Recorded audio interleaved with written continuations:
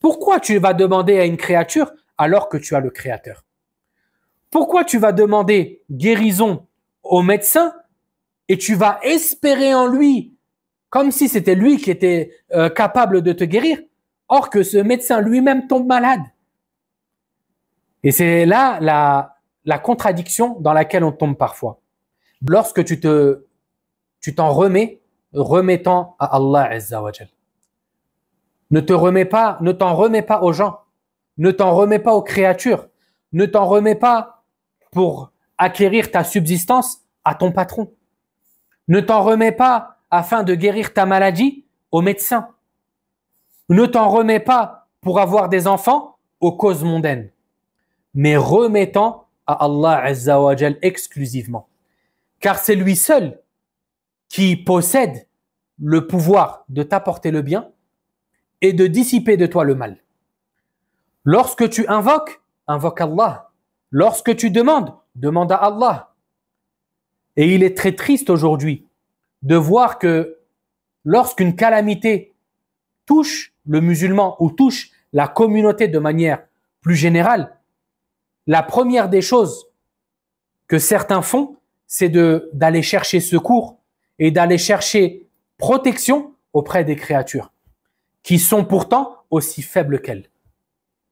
L'exemple de Gaza, qu'Allah Azza wa Jal vienne en aide à nos frères et à nos sœurs qui sont éprouvés à Gaza, qui sont éprouvés en Palestine, en Chine, au Yémen, en Syrie, en Inde et ailleurs dans le monde. Qu'Allah Azza wa Jal leur vienne en aide à tous et qu'il mette fin à la tyrannie des oppresseurs et qu'il leur fasse goûter à son terrible châtiment.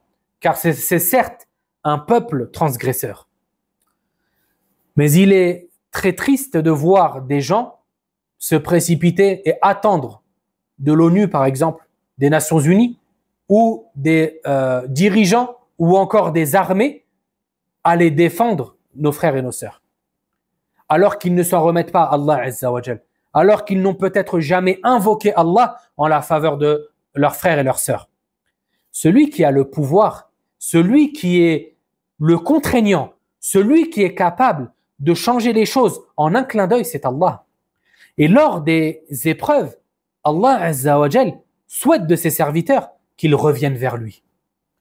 Parmi les sagesses derrière l'épreuve, il y a cela. Il y a le fait de revenir à Allah Azza wa Jal, de se rappeler de son Seigneur et de se rappeler que le seul qui apporte le secours et le seul capable de nous délivrer du mal qui nous a touchés n'est autre qu'Allah Azza wa Jal.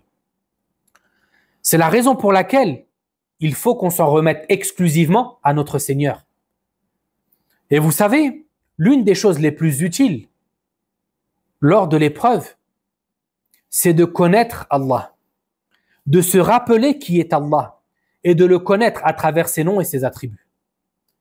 Lorsque tu sais que c'est Allah, Ar-Rabb, le Seigneur, Seigneur de toutes choses, possesseur de toutes choses, tu ne vas pas, ton cœur ne va pas se retourner ou se tourner vers les autres. Car tu sauras avec certitude que les créatures que tu as en face de toi sont aussi faibles que toi. Et que leur demander, en réalité, ne t'ajoutera que avilissement et servitude envers eux. Pourquoi tu vas demander à une créature alors que tu as le Créateur? Pourquoi tu vas demander guérison au médecin et tu vas espérer en lui comme si c'était lui qui était capable de te guérir, or que ce médecin lui-même tombe malade? Et c'est là la contradiction dans laquelle on tombe parfois.